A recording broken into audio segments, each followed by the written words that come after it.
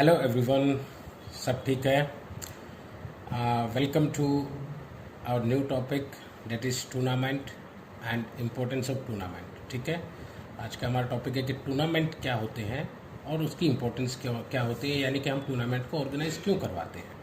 ठीक है, तो टूर्नामेंट को हम कह सकते हैं कि टूर्नामेंट एक कंपटीशन होता है जिसके अंदर बहुत सारी टीमें पार्टिसिपेट करती है, यानी कि it is a competition where various team get participated and finally we get a winner, और फाइनली हमें उसमें से एक विनर निकल के आ जाता है। उसको हम कहेंगे टूर्नामेंट। ठीक है, तो देखिए काइंड ऑफ टूर्नामेंट बहुत तरह के होते हैं। जोनल लेवल के टूर्नामेंट होते हैं, डिस्ट्रिक्ट लेवल के टूर्नामेंट होते हैं, ब्लॉक लेवल के होते हैं, नेशनल लेवल के होते हैं, इंटरनेशनल लेवल के होते हैं। ठीक है, टूर्नामेंट्स के नाम भी होते हैं। वर्ल्ड चैम्पियनशिप होती है, ओलंपिक्स होते हैं, नेशनल चैम्पियनशिप्स होती हैं। ठीक है, तो और बहुत से लोग अपनी इनविटेशनल टूर्नामेंट्स कराते हैं उसके फेस्टिवल्स के ऊपर कराते हैं, दिवाली के नाम से कराते हैं, होली के नाम से कराते हैं, तो वो भी लोकल टूर्नामेंट्स ही होते हैं। ठीक है, तो इम्पोर्टेंस क्या है, देखिए जील एंड जिस्ट करता है, यानी कि आपको एक एंथुसिज्म की फीलिंग को कराता है, आपको प्रेरित करता है, आपको बहुत बढ़िया फील कराता है। ये दोनों के लिए ही महत्वपूर्ण होता है। It is important for coaches and player as well, because क्योंकि इससे प्लेयर्स की जो होती है स्किल डेवलपमेंट होती है। ठीक है, इसके जो बेनिफिट है, इंपॉर्टेंस है, वो अभी हम देखते हैं कि क्या क्या होते हैं। ठीक है, बहुत सारे बेनिफिट्स हैं इसके।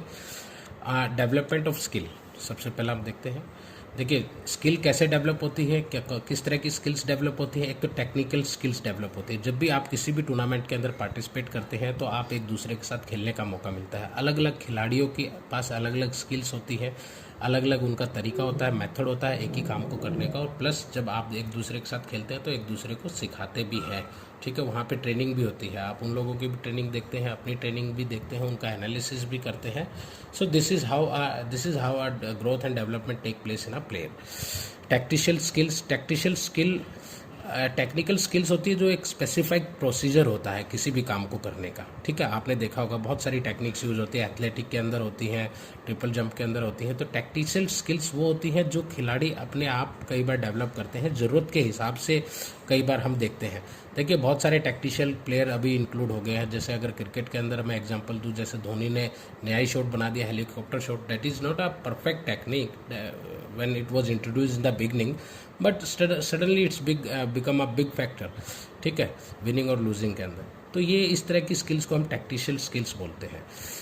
एफिशिएंसी बढ़ती है।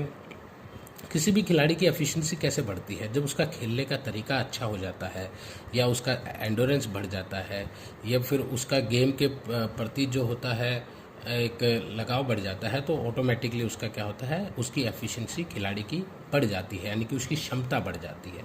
ठीक है, तो ये चीज़ें होती हैं। पॉपुलराइजेशन ऑफ स्पोर्ट्स को पॉपुलराइजेशन मिलता है। कैसे मिलता है, देखिए जब भी आप कोई टूर्नामेंट ऑर्गेनाइज कराते हैं तो आप सबसे पहले मीडिया को भी एनरोल करते हैं उसके अंदर। मीडिया का क्या काम होता है, घर घर लोगों तक ये बात को पहुंचाना कि भाई उस डेट को वहाँ पे उस जगह के ऊपर टूर्नामेंट है। ठीक है, वहाँ से फिर आपके स्पेक्टेटर्स जुड़ते हैं, दर्शक जुड़ते हैं, और जो टूर्नामेंट के अंदर जो कमेटीज़ होती हैं वो और भी लोगों को जुड़ते हैं। सरकार पैसा भी देती है इसको पॉपुलराइज करने के लिए, लोग अपना भी पर्सनल इंटरेस्ट दिखाते हैं। तो उस तरह से क्या होता है, मीडिया की वजह से क्या होता है, लोगों के अंदर इंटरेस्ट जनरेट हो जाता है खेल के लिए। ठीक है, आप देखना वर्ल्ड चैम्पियनशिप होता है तो एकदम फेस्टिवल का माहौल हो जाता है इंडिया के अंदर। लोग अपने काम छोड़ के, अपने बिजनेस छोड़ करके जो है उस चीज़ को देखते हैं, टूर्नामेंट को देखते हैं, यहाँ तक का इंटरेस्ट जनरेट हो जाता है। तो इससे क्या होता है, खेल को प्रसिद्धि मिलती है। Selection of good players. आप किसी भी, देखिए टूर्नामेंट जो आप टूर्नामेंट कराते हैं, आप एक छोटे लेवल का टूर्नामेंट करा रहे हैं, मान लीजिए आप डिस्ट्रिक्ट कराते हैं। डिस्ट्रिक्ट टूर्नामेंट क्यों कराए जाते हैं, ताकि हम सिलेक्शन कर सके स्टेट चैंपियनशिप के लिए। जब हम स्टेट चैंपियनशिप ऑर्गेनाइज करवा रहे हैं तो वो क्यों करवाई जाती है, ताकि हम फर्दर नेशनल चैंपियनशिप के लिए खिलाड़ियों का चयन किया जा सके। ठीक है, तो टूर्नामेंट किस तरह से मदद करते हैं वो देखते हैं हम। एक तो ऑब्जर्वेशन के अंदर मदद करते हैं। ठीक है, मान लीजिए कोई क्रिकेट का टूर्नामेंट है तो हम खिलाड़ियों की नज़दीक से, कोचेज जो हैं, उनके ऑफिशियल्स जो हैं, उनको नज़दीकी ऑब्जर्वेशन कर सकते हैं, आमने सामने देख सकते हैं। हो सकता है कि वो खिलाड़ी पास्ट ईयर्स में अच्छा खिलाड़ी रहा हो, पर maybe because of somehow, ठीक है, सम हाउ क्या होगा कि वो खिलाड़ी अच्छे से नहीं खेल पाया है, या ट्रेनिंग नहीं कर पाया है, या उसकी हेल्थ ठीक नहीं है, तो डायरेक्टली सिलेक्शन करना कभी भी अच्छा नहीं माना जाता, इसीलिए टूर्नामेंट का जो है टूर्नामेंट एक सिलेक्शन ऑफ प्लेयर्स का भी एक जरिया बन गया है।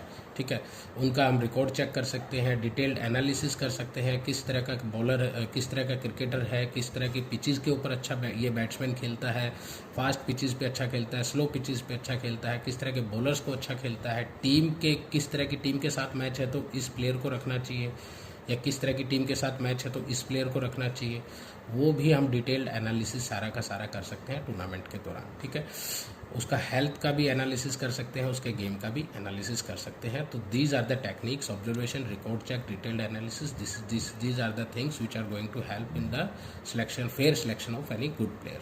ठीक है, यूनिटी और पीस को बढ़ता है इससे। यूनिटी और पीस किस तरह से बढ़ता है? When you interact with each other. आप बाहर खेलने जाते हैं, आप किसी भी टीम के साथ आप 10-12 लोग आप खेलने गए हैं, तो आपसी तालमेल बढ़ता है, उससे आपसी एक दूसरे से बात होती है। आप दूसरी जगह पे जाते हैं, मान लो नॉर्थ के खिलाड़ी साउथ के अंदर जा रहे हैं, तो एक दूसरे की लैंग्वेज को सीखते हैं, एक दूसरे के साथ रहना सीखते हैं, एक दूसरे की हेल्प करते हैं, they try to understand each other culture, उनका पहनावा कैसा है, उनका खाना पीना कैसा है। ठीक है, तो उनको लगता है उनके बहुत सारी जो उनके बीच में मिथ्स होती हैं, भ्रम होते हैं, वो दूर हो जाते हैं एक दूसरे को लेकर के, and this is what bring closeness to them. ठीक है, एक दूसरे को नज़दीक लेके आने में खिलाड़ियों को मदद करती है। And second thing is the solidarity. Solidarity का मतलब होता है जब आप अलग अलग हो सकता है, आप अलग जाति के हैं, आप अलग धर्म के मानने वाले हैं, या आपकी लैंग्वेज अलग है, या आपका पहनावा अलग है, लेकिन सॉलिडेरिटी क्या है? वो सब होने के बावजूद भी आप किसी एक विशेष मकसद पे जब एक साथ खड़े हो जाते हैं, एक विशेष मकसद से आप सहमत होकर के एक साथ एकजुट खड़े हो जाते हैं, उसको बोलते हैं सॉलिडेरिटी, जिससे कि हमें खेल के द्वारा ये भी मिलता है। सोशल क्वालिटीज़ आपकी डेवलप होती हैं। देखिए, सोशल क्वालिटीज़ कैसे डेवलप हो सकती हैं? हाँ, सोशल क्वालिटीज़ डेवलप होती है जब आप एक दूसरे को समझते हैं, इंटरेक्शन करते हैं। ठीक है, आप एक दूसरे को कल्चर को एक्सेप्ट करते हैं, आप एक दूसरे के प्रति सिंपैथी दिखाते हैं, सांत्वना दिखाते हैं। ठीक है, टॉलरेंस, जब आप एक दूसरे के साथ रह रहे हैं तो हो सकता है कि अदर टीममेट्स भी आपके साथ रह रहे हो, या आपके पास वाले रूम में रह रहे हैं, तो you are showing tolerance to them. Means आप एक दूसरे को बर्दाश्त करते हैं, आप एक दूसरे के साथ रहना सीखते हैं, उनके अलग खाने के साथ, उनके अलग व्यवहार के साथ, उनके अलग लैंग्वेज के साथ। सो this is how tolerance also helps in improving the social qualities. And another the most important thing is the cooperation यानी कि आप एक दूसरे के साथ तालमेल बना के रखते हैं, एक दूसरे की ज़रूरतों पे काम आते हैं, एक दूसरे को हेल्प करते हैं, एक दूसरे को खेल सिखाते हैं, एक दूसरे को आप टेक्निक्स, नई नई टेक्निक्स आप एक दूसरे को सिखा रहे हैं। डिसिप्लिन, जब बहुत सारे लोग होते हैं तो डिसिप्लिन आप खिलाड़ी का एक, आपने देखा होगा कि बहुत सारे खिलाड़ी बहुत ही वेल कल्चर्ड और बहुत वेल डिसिप्लिन होते हैं। आपने कई बार एग्जांपल देखे होंगे क्रिकेट के अंदर, सचिन तेंदुलकर अगर आउट हो जाता है तो एम्पायर के फैसला करने से पहले ही वो बैट क्रीज छोड़ के चल पड़ता है। So this is how up to that much level discipline you become. Boxing के अंदर आप देखिए, दो खिलाड़ी एक दूसरे के साथ लड़ रहे होते हैं, भिड़ रहे होते हैं, रेफरी अगर अब एक बार बोल देता है स्टॉप तो वो लोग स्टॉप हो जाते हैं, रेफरी अगर बोल देता है बॉक्स तो वो लोग दोबारा से खेलने लग जाते हैं। ब्रदरहुड, भाईचारा आपका इससे बढ़ता है इन चीज़ों से। ठीक है, अगर आप सिंपैथी है, टॉलरेंस है, कोऑपरेशन है, आप डिसिप्लिन हैं, एक दूसरे की रिस्पेक्ट करते हैं, तो this is leads to you to brotherhood also. ठीक है, and also this is source of recreation also. Tournaments देखिए सोर्स ऑफ रिक्रिएशन है, इसीलिए तो इतने दूर दूर से लोग आते हैं। रिक्रिएशन का मतलब है मनोरंजन। टूर्नामेंट्स आपका मनोरंजन भी करते हैं, तभी तो लोग एक दूसरे के इतनी दूर से आते हैं टूर्नामेंट्स को देखने, across the country, across the seas. लोग बहुत स्पेशली टूर्नामेंट्स को देखने के लिए आ रहे हैं। ठीक है, आप देखना कि रिक्रिएशन मनोरंजन बहुत तरीके से होता है, लोग हंस रहे हैं, खेल रहे हैं, बोल रहे हैं, स्पोर्ट्स के अंदर इन्वॉल्व होने से भी रिक्रिएशन होता है। आप स्कूल का शेड्यूल के अंदर देखिए, स्पोर्ट्स क्लासेस डाली जाती है 30 मिनट्स की, 50 मिनट्स की, वो क्यों डाली जाती है? डेट इज़ ऑल्सो रिक्रिएशन, ताकि आपका जो एक ध्यान जो एक जगह पे हो गया है वो हट जाए थोड़ी देर के लिए, उससे आपका मनोरंजन होता है। फेस्टिवल जैसा सीजन्स हो जाता है टूर्नामेंट्स के दौरान। ठीक है, लोग एक दूसरे से बहुत खुश रहते हैं, मन खुश है तो फिर इसका मतलब आपका बिहेवियर भी अच्छा है। एथिकल वैल्यूज़ होती हैं जो आपके पुराने जो संस्कार होते हैं वो इससे बढ़ते हैं, यानी कि ऑनेस्टी, ईमानदारी। जैसे कि मैंने आपको बताया था कि एक एग्जांपल कि भाई आपने देखा होगा, नोटिस किया होगा, सचिन तेंदुलकर कई बार आउट होने से पहले ही आउट हो जाता है, तो वो एम्पायर के डिसीजन देने से पहले ही मैदान को छोड़ के चल पड़ते हैं। ठीक है। तो this is how honesty, fair play, एक दूसरे को कोई किसी तरह का कोई डिस्क्रिमिनेशन नहीं होता है, रंग के भेदभाव पे कोई डिस्क्रिमिनेशन नहीं होता, क्योंकि खेल अपने रूल्स रेगुलेशन से बंधे हैं, अपने टेक्निक मेथड से बंधे हुए हैं, ठीक है। तो इसलिए fair play is also important, fair play की भावना भी जागृत होती है, ठीक है, और एक दूसरे की इससे रिस्पेक्ट भी बढ़ती है। तो आज का जो हमारा टॉपिक है, तो this is how your ethical values grown. और नेक्स्ट हमारा टॉपिक होगा भाई टाइप्स ऑफ टूर्नामेंट, कि टाइप्स कितने होते हैं टूर्नामेंट्स के, इसका पार्ट 2 में टाइप्स ऑफ टूर्नामेंट